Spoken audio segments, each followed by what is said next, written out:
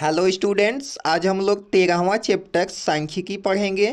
तो इसका फर्स्ट दिया हुआ है क्वेश्चन, 1 से 10 तक के धनात्मक सम संख्याओं का समांतर माध्य होगा। तो इसके लिए सबसे पहले हम 1 से 10 तक की धनात्मक सम संख्याएं लिख लेते हैं। तो सबसे पहले 2, उसके बाद 4, 6, इसके बाद 8 और इसके बाद 10, क्योंकि 10 तक कह रहा है तो हमको 10 भी उसमें इंक्लूड करना पड़ेगा। और इसका हमको निकालना है समांतर माध्य। तो समांतर माध्य का फार्मूला होता है संख्याओं का योग डिवाइडेड बाई कुल संख्या। तो यहाँ से अगर हम संख्याओं का योग ज्ञात करें तो लिखेंगे 2 + 4 + 6 + 8 + 10 डिवाइडेड बाई ये कुल कितनी संख्याएं हैं, 1 2 3 4 5। तो 5 से डिवाइड कर देंगे। अगर सबको ऐड करें तो 10 8 18, 18 2 20, 20 4 24 और 24 6 30। 30 में हमें 5 से भाग देना है। तो जब हम 30 में 5 से भाग देंगे तो हमको 6 प्राप्त होगा और ये हमारा आंसर होगा। इसके बाद अगला प्रश्न है, एक बारंबारता बंटन के लिए माध्य, माध्यिका और बहुलक के बीच संबंध है। तो इसके बीच जो संबंध होता है वह है बहुलक = 3 टाइम्स माध्यिका -2 टाइम्स माध्य। ये हमारा रिलेशन होता है बहुलक, माध्यिका और माध्य के बीच। तो इसको हम लोग याद कर लेंगे एक सूत्र के जैसे और यही हमारा आंसर होगा। इसके बाद अगला प्रश्न है, 10 व्यक्तियों के भार का समांतर माध्य 45.6 kg है। उनके भारों का योगफल ज्ञात कीजिए। तो सबसे पहले सूत्र लिख लेते हैं, समांतर माध्य = भारों का योगफल डिवाइडेड बाई व्यक्तियों की संख्या।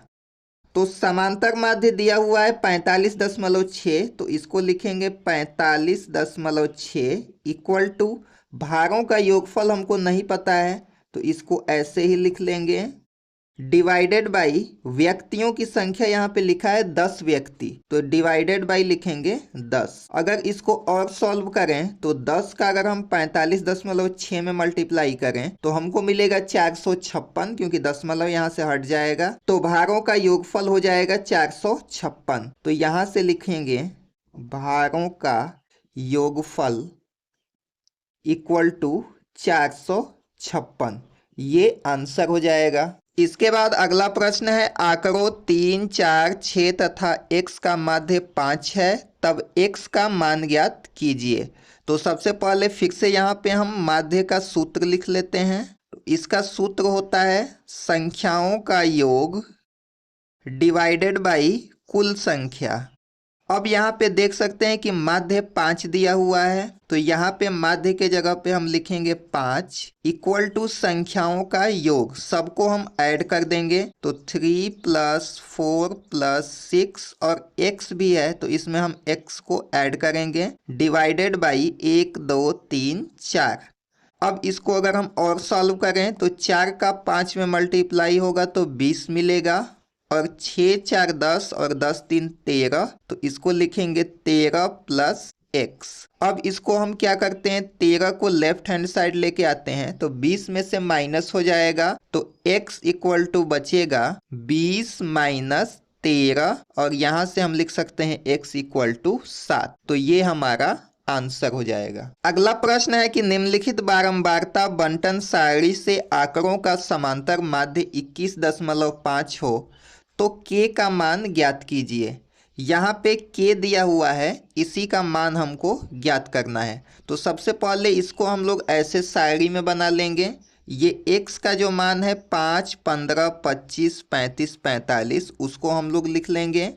उसके बाद ये फ्रीक्वेंसी का मान भी यहाँ पे हम लोग लिख लेंगे। तो फ्रीक्वेंसी है 5 का फ्रीक्वेंसी 6 है तो इसको हम लोग 6 लिख लेंगे। 15 का फ्रीक्वेंसी 4, इसी प्रकार 25 का है 3 तो यहाँ पे लिखेंगे 3। 35 का फ्रीक्वेंसी k है, इसी को हमें फाइंड आउट करना है और 45 का फ्रीक्वेंसी है 2।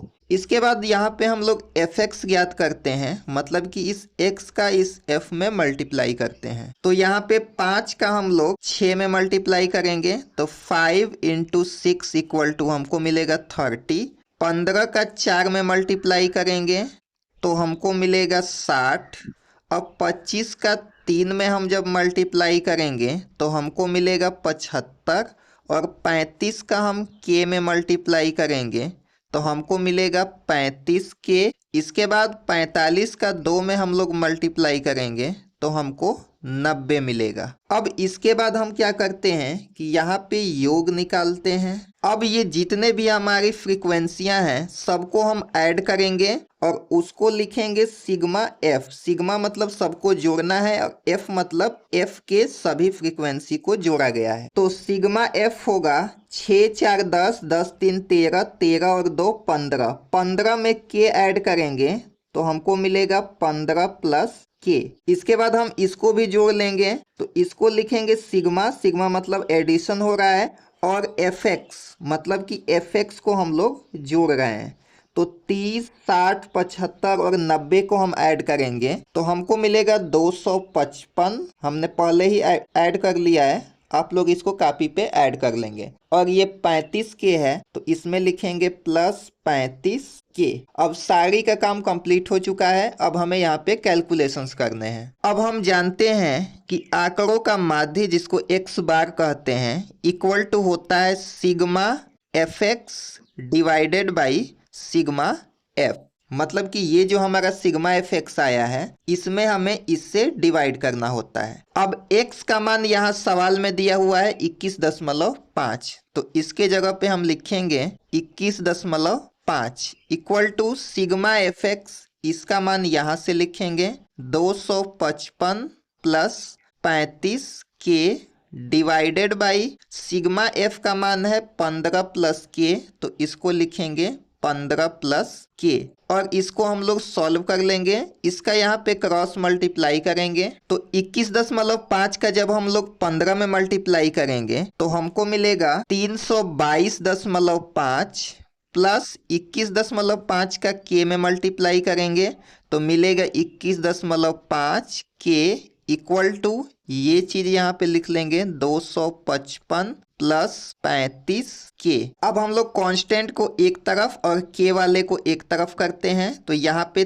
322.5 और 255 को हम लोग लेफ्ट हैंड साइड लाते हैं तो माइनस 255 बनेगा इक्वल टू 35 के यहाँ पे लिखा हुआ है और प्लस 21.5 के को राइट हैंड साइड ले जाएंगे तो माइनस 21.5 के होगा। अब 322.5 में से 255 को हम घटाते हैं तो हमको मिलता है 67.5। अब 35 के में से 21.5 के को हम माइनस करेंगे तो हमको मिलेगा 13.5 के। अब यहाँ से अगर 13.5 के को लेफ्ट हैंड साइड लाएं तो 67.5 में भाग देना पड़ेगा तो यहाँ से के का मान होगा 67.5 डिवाइडेड बाई 13.5। तो इसमें अगर हम भाग देंगे इससे तो हमको मिलेगा 5 और ये हमारा आंसर हो जाएगा। इसके बाद अगला प्रश्न है निम्नलिखित सारणी से समांतर माध्य ज्ञात कीजिए।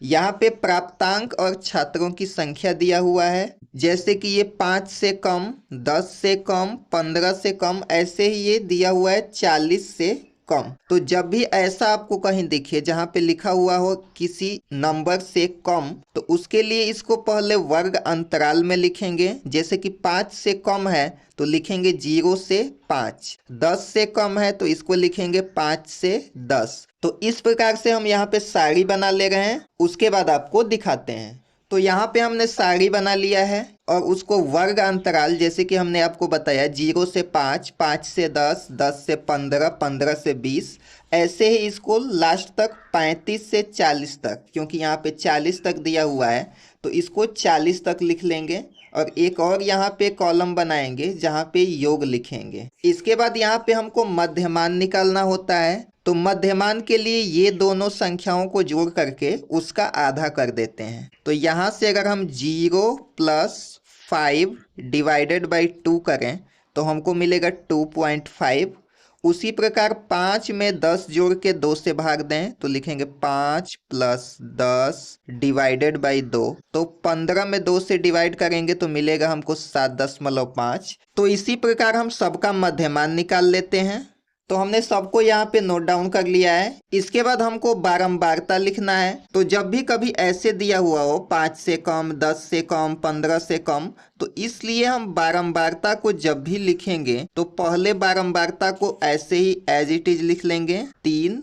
इसके बाद इसमें से पिछले वाले को माइनस करना पड़ेगा। तो 10 में से 3 घटा के लिखेंगे तो हमको मिलेगा 7। इसके बाद अगला वाला लिखने के लिए 25 में से 10 को माइनस करना पड़ेगा। तो यहाँ पे लिखेंगे 25 माइनस 10 बराबर 15। तो इस प्रकार से इसमें से इसको माइनस कर करके हम सबको लिख लेते हैं। तो हमने सबको यहाँ पे नोट डाउन कर लिया है। इसके बाद fx लिखना है, मतलब कि इस x का f में मल्टीप्लाई करके हमको यहाँ पे लिखना है। तो 2.5 का अगर हम 3 में मल्टीप्लाई करें तो हमको मिलेगा 7.5। इसी प्रकार 7.5 का 7 में मल्टीप्लाई करेंगे तो हमको मिलेगा 52.5। आप लोग इसको मल्टीप्लाई कर लेंगे पेपर पे, हमने पहले ही कर रखा है। अब 12.5 का 15 में मल्टीप्लाई करेंगे तो हमको मिलेगा 187.5। इसी प्रकार से सबको कर लेते हैं। तो यहाँ पे हमने सबको नोट डाउन कर लिया है। सबको नोट डाउन करने के बाद यहाँ पे योग लिख लेते हैं। तो सबसे पहले फ्रीक्वेंसी वाले को, ये जो यहाँ पे बारंबारता दिया हुआ है, इसको सबको जोड़ करके यहाँ पे लिखेंगे सिग्मा एफ इक्वल टू, तो ये